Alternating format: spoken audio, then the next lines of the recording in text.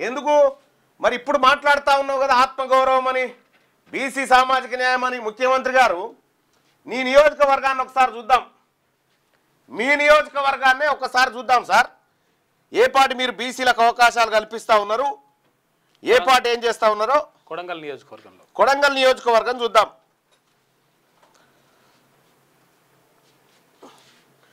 కొడంగల్ నియోజకవర్గానికి సంబంధించి ఈయన పదవులు ఎవరెవరికి ఇచ్చిండు ఏం కథ అనేది ఒకసారి చూద్దాం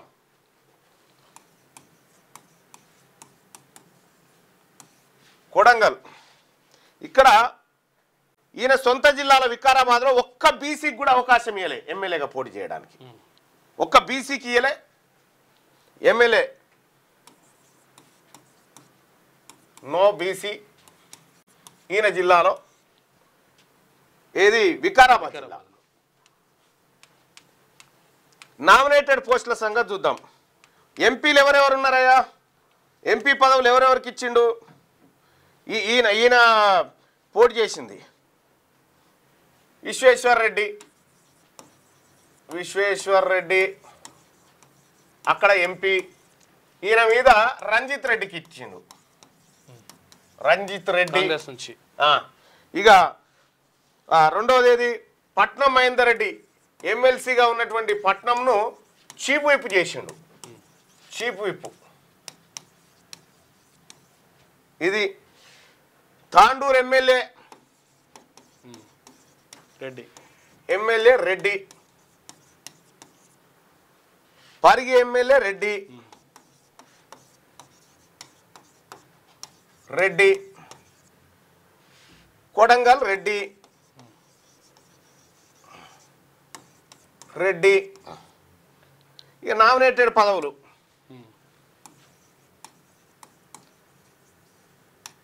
nominated police housing welfare corporation Gurunath Reddy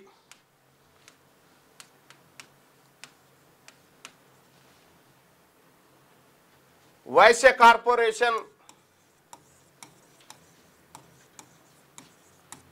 మా వైశ్య బిడ్డకి ఇచ్చారు ఒక వైశ్య కాల్వ సుజాత వైశ్య బిడ్డ లైబ్రరీ చైర్మన్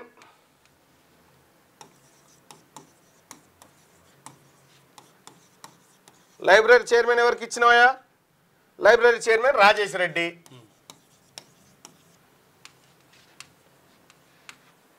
ఇప్పుడు కొడంగల్ కోర్టు పీపీ ఎవరు సుధాకర్ రెడ్డి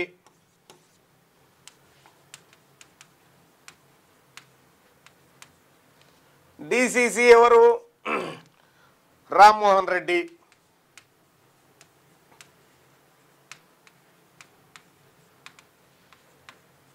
యూత్ కాంగ్రెస్ ప్రెసిడెంట్ ఎవరు జిల్లాకి సతీష్ రెడ్డి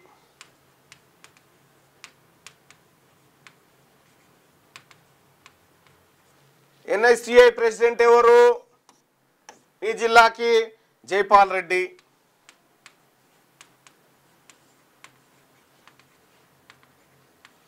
నీ జిల్లాలనే దిక్కు లేదు సామాజిక న్యాయానికి నీ పార్టీలో ఇక వీళ్ళు సామాజిక న్యాయం చేసేందుకు సుదర్శన్ రెడ్డి గారట ఉప రాష్ట్రపతి సీట్లో కూర్చుంటే బీసీలకు న్యాయం జరుగుతుందట నేను నిన్న మొత్తం ఆయన జడ్జిమెంట్లు ఆయన కథ కార్ఖానా మొత్తం చదువుకుంటూ వచ్చిన కీలక తీర్పులు ఇచ్చిండు చాలా బీసీ ప్రజలారా అత్యంత ప్రమాదకరంగా మనకు అన్యాయం జరిగింది వాళ్ళ హయాంలో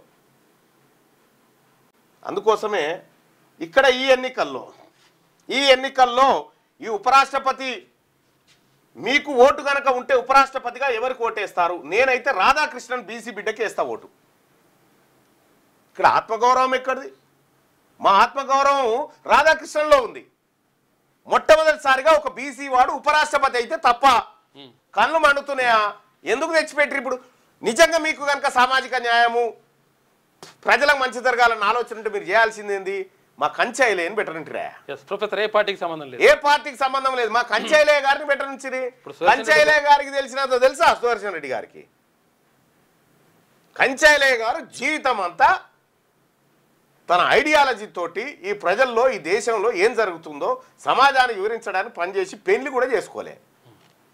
అటువంటి బిడ్డ కంచాయిలే మీద చేయలే. ఎస్, ఇయాల్టికి దాడి జరిగి 39 రోజులు అవుతుంది, ఇంకా నిందితులను అరెస్ట్ చేయలేదు. సామాన్య జనాల పరిస్థితి ఏంది? Rachakonda police shame shame. ఇక్కడ మరి మనం పార్టీ కోణం నుంచి ఈ అంశాన్ని చూడకూడదు. అలా చూస్తే మనం ఆగమయ్యాం. పార్టీ కోణంలో ఎట్టి పరిస్థితిలో చూడకూడదు. మనకు బీసీ కోణమే. మనోడా కాదా లెక్క గంతే. మనోడైతేనే మనం మద్దతు చేయాలి. అందుకోసమే ఈ దక్షిణ భారతదేశంలో ఉన్నటువంటి ఎంపీలందరికీ నేను రిక్వెస్ట్ చేస్తా ఉన్నా, ఈ బీసీ బిడ్డ రాధాకృష్ణన్ను గెలిపించండి అని చెప్పి రిక్వెస్ట్ చేస్తా ఉన్నా. ఆయన ఎన్డీఏ కూటమి కావచ్చు, ఇంకో కూటమి కావచ్చు, అవకాశం మా ఓనికి వచ్చింది, మా బిడ్డకు వచ్చింది అవకాశము. మా బిడ్డకు అవకాశం ఇచ్చినోనికి మంచి జరగాలని కోరుకుంటాం. రాష్ట్రపతి ఉపరాష్ట్రపతికి పార్టీలు ఉండవు అయిన తర్వాత ఉండవు.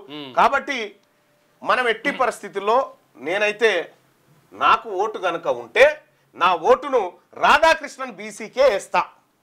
నాకు ఓటు గనక ఉంటే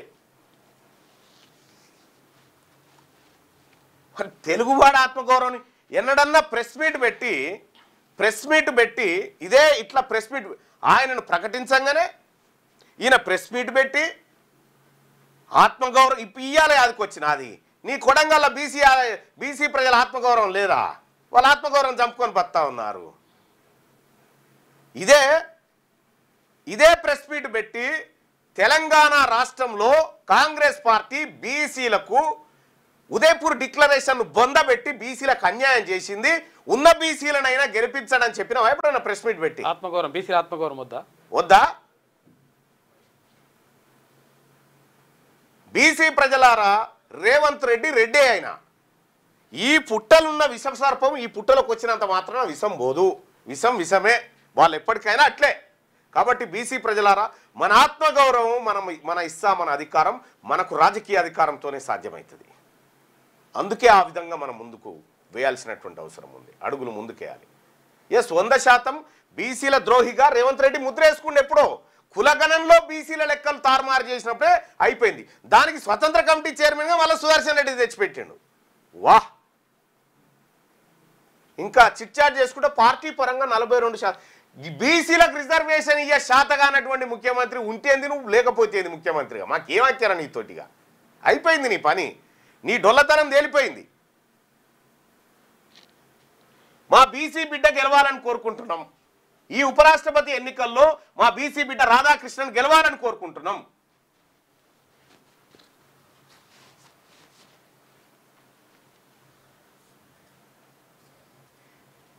ఇది వాళ్ళు చేసిందే.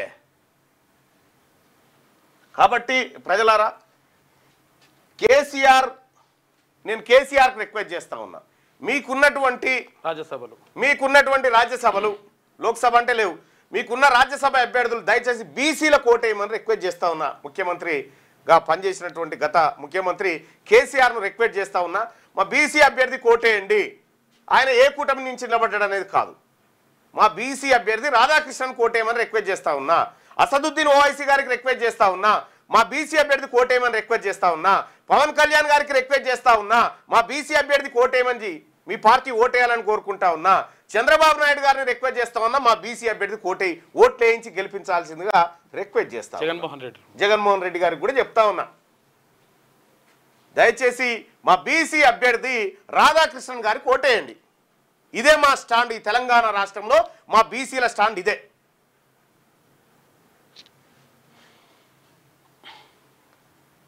ఇంకా ఉపరాష్ట్రపతి అభ్యర్థికి కంచాయిలే పనికి రాలేదా? కంచాయిలే ముఖమా మీ అందరిది? వాళ్ళ తార స్టఫ్ లేదు, బిఫ్ లేదు, అబ్బా ఉత్తదే బ్లఫ్. అందుకోసమే ప్రజలారా, ఓట్లు మన దగ్గర ఉన్నాయి. ఆడని ఏం డ్రామా ఆడతారో. ఈ 42% రిజర్వేషన్ ఇవ్వకుండా మీరు లోకల్ బాడీకి రావి, బీసీలం చెప్తాం. అప్పుడు పార్టీ తరఫున వీటి తరఫున ఏం అవసరం లేదు, మీ పని రిజర్వేషన్ అవసరం లేదు. అట్లయితే ఇప్పుడు ఏం చేయాలన్నట్టు, మీ లక్ష్యం పూటకోసారి మారొద్దా అన్న అని చెప్పని అంటుడు. ఒక విషయం, మా బీసీ బిడ్డ కోటేయమని మారినది అంటే రెడ్ల కోట్లే అన్నా, మేము రెడ్ల కోట్లేయమని చెప్పాలి మేము. ఇదే రేవంత్ రెడ్డి గారు ఏబీవీపీలో ఉంటాడు, ఆర్ఎస్ఎస్లో ఉంటాడు, ఆడికేని టీఆర్ఎస్లో చేరుతాడు, ఆడికేని తెలుగుదేశంలో చేరుతాడు, ఆడికేని కాంగ్రెస్లో చేరుతాడు. వాళ్ళేం మారలే. మేము మా బీసీల ఆత్మగౌరవం అంటే ఇది వచ్చినది. బరాబర్ బీసీలే మాకు కావాల్సింది. ఆడ ఏ పార్టీలు ఉన్నా సరే, కాంగ్రెస్ పార్టీలో ఉన్న బీసీలకు అన్యాయం జరిగినా మేము మాట్లాడతాం, బీఆర్ఎస్ పార్టీలో బీసీలకు అన్యాయం జరిగినా మేము మాట్లాడతాం, బీజేపీలో ఉన్న బీసీల మీద ఎవరైనా అగ్రవర్ణాలు దాడి చేసినా మేము మాట్లాడతాం. మా వాదం బీసీ వాదం, మాది ఆత్మగౌరవం. వాళ్ళు మా బిడ్డలే.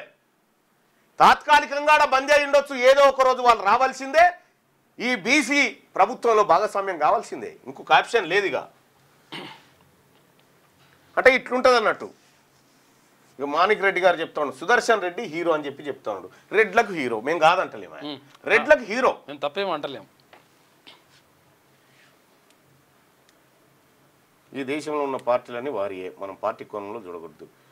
సుదర్శన్ ఇక మాణిక్ రెడ్డి గారు వాళ్ళ అభ్యర్థి గురించి ఎట్లా ప్రచారం చేసుకుంటున్నాడు చూడండి. సుదర్శన్ రెడ్డి కష్టపడుతున్నాడు. ఇతను కమిట్మెంట్ ఒప్పుకోవాలి. ఆయన వర్గం కోసం, ఆయన రెడ్డి జాతి కోసం ఆయన కామెంట్ పెట్టుకుంటున్నాడు.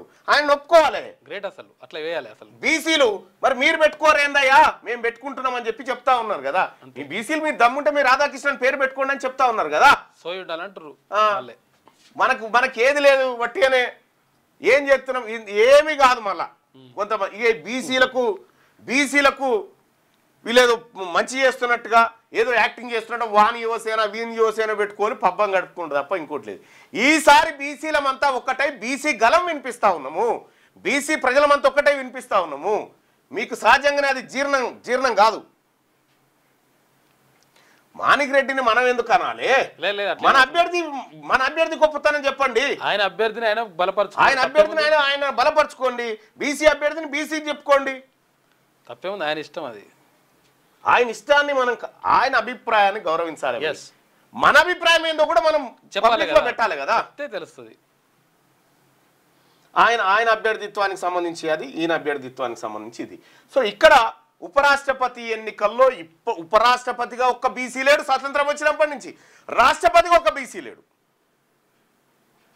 ఉపరాష్ట్రపతిగా లేడు, రాష్ట్రపతిగా లేడు. ఇంకేడున్నాడు? అందుకోసమే బీసీ బిడ్డ, ఏం బయటోడు కాదే, మన ద్రవిడ బిడ్డనే కదా, మన తమిళనాడే కదా, మన ద్రవిడ బిడ్డనే కదా, దక్షిణ భారతదేశమే.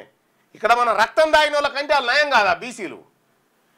తమిళనాడులో లీడర్లకు ఉన్న బీసీ కమిట్మెంట్ ఇక్కడ ఉన్నటువంటి సుదర్శన్ రెడ్డి గారు ఉంటే నిజంగా ఉపరాష్ట్రపతి స్థానంలో కూర్చుంటే బీసీలకు బిల్లు అమలు కానిస్తాడా?